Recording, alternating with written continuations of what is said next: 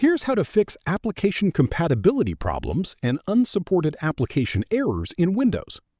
Find the app you are having issues with, right-click it and select Properties, then go to the Compatibility tab. Check Run this program in compatibility mode and select an older Windows version from the drop-down.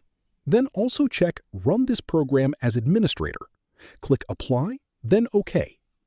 Go back to the same Properties menu and this time click Run the troubleshooter in the Compatibility tab. Windows will automatically scan the application for any detected issues and repair them where possible. If no errors are found, that means the compatibility settings you just applied should be sufficient.